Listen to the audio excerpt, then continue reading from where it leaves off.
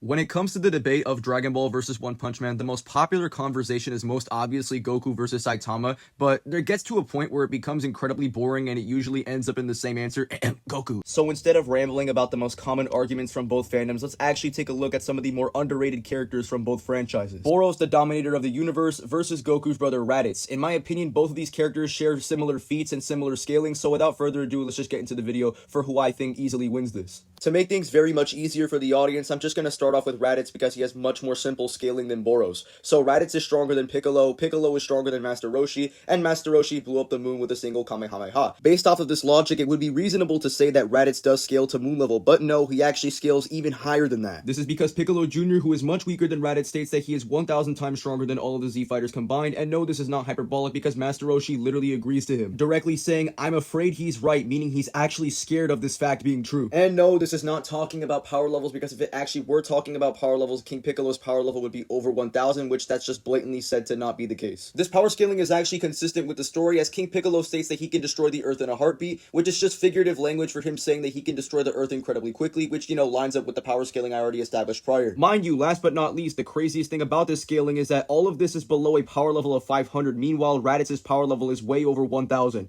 being at least 1,200 or 1,500 if you want to go with highballs. And Raditz without trying scales to all of this power, so overall in terms of attack potency and destructive capacity, Raditz would scale to very large planetary. Before I get into Raditz's speed, I just want to debunk some misconceptions about Dragon Ball's Earth. Just to clarify, and just to be clear overall, it is not bigger than our Earth. There's this weird scan from Dr. Slump where it stated that the Dragon Ball Earth, or the Earth, is millions or billions of times bigger than our Earth, even though that the guy who made this claim is quite literally named Dr. Stupid. His whole gag is that he's an unreliable scientist. So it's absolutely insane to me that some of you guys genuinely appeal to this doctor, even though it's literally in his name that he's stupid. It could not be less clear than that. As for speed, in order to understand how fast Raditz is, we need to understand the basic principles of how power levels work in the series. It's directly stated multiple times that if one's power level increases, then their speed increases as well. So the fact that Raditz has a much higher power level than Goku would suggest that his speed is far beyond Kid Goku's faster than light speed. And yes, Kid Goku is in fact faster than light, as he was able to grab Master Roshi's glasses during Tien's solar flare, which is directly stated to be a flash of light. The speed scale gets even crazier though when you consider that power levels are exponential. For example, a power level of 5 with a farmer with a shotgun only moves at human level speed, yet a power level of barely below 200 casually moves at faster than light combat speed. So when we apply this logic to Raditz, his speed would be massively faster than light to an incredible degree. And yes, I do mean to an incredible degree, because going beyond someone's speed perception is actually extremely common in OG Dragon Ball, just with low power levels. Moving on to Boros, his stats are a lot more simpler to understand than Raditz, because when we go with attack potency, it's very cut, clear, and dry within the series, as Boros' meteoric burst is stated to be capable of destroying the Earth,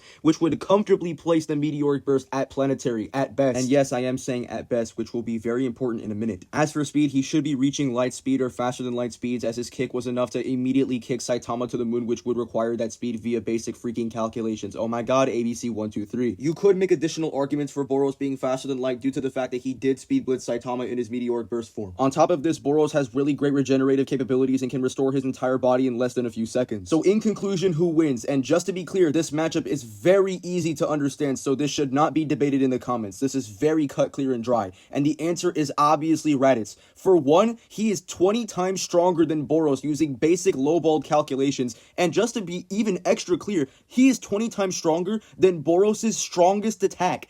Boros' casual attack potency doesn't scale to planetary, only his meteoric burst scales to planetary. And just to be clear, these are lowballed calculations from the series. You could get Raditz even higher with some calculations from the fandom, or even play with some semantics to get him even higher in scaling. And no, it's not looking good for Boros in speed either, because that same light speed feat that Goku pulls off in OG Dragon Ball gets casually surpassed in OG Dragon Ball many times. On top of the fact that power level growths are exponential in nature, which supports that Raditz is going to be thousands of times faster than the speed of light. The only possible win con I have for Boros killing Raditz is if Raditz kills Boros, doesn't realize that Boros can regenerate, and then just meteoric bursts him while Raditz is off guard. But even then, that's still questionable, because the meteoric burst requires charging, at least for what we know of. Like, Raditz is gonna hear that shit, and then he's just gonna hit him with another large planetary casual ki blast. And before I end off this video, yes, I am very aware of that One Punch Man guidebook statement that suggests that Boros is star level. However, there are a lot of priors from the anime that could suggest that this is a mistranslation, because the source materials say that Boros is a planetary buster in both the manga and the anime. The guidebook just claims he's star level. Plus, both planet and star share the Hoshi kanji, making it more probable that this could be a mistranslation. And like I said earlier, it's just not supported in the story at all, which really adds some skepticism to this claim. But even if you want to grant that the meteoric burst is in fact star level, Raditz would be way too fast for Boros to even think about using the attack, so he would just instantly die either way. And if you really want to play the star level game, Raditz actually has star level scaling, because in the El Manga Legendario, it's confirmed that Master Roshi has enough energy that is basically of the equivalent to a star, and Raditz is stronger than Master Roshi, so Raditz would be star level. In conclusion, Raditz absolutely slams Boros to the ground. He's probably going to be slammed into the ground so badly, he probably has a cemetery near the center of the earth. And I definitely don't want these goofballs to pull up some name fallacies or something, like for example, Boros is the dominator of the universe. You have to be joking. There's no way that's an argument that some people make. Or that one time he stated that his armor was sealing away his immeasurable power. Yeah, holy cow. I could pull up the goofiest arguments to get Raditz to 5th dimensional with immeasurable speed if you want to play that game, but obviously no one wants to play a dishonest debate. So yeah, that's all I got for this video, and if you guys want me to make more videos, just suggest it down in the comments, because I am feeling a little more open-minded to see what videos you guys want me to make, because after this video, I'm going to be posting a very educational video that will be very useful for my community. So in the meantime, I really want to hear your guys' suggestions. Anyway, see ya.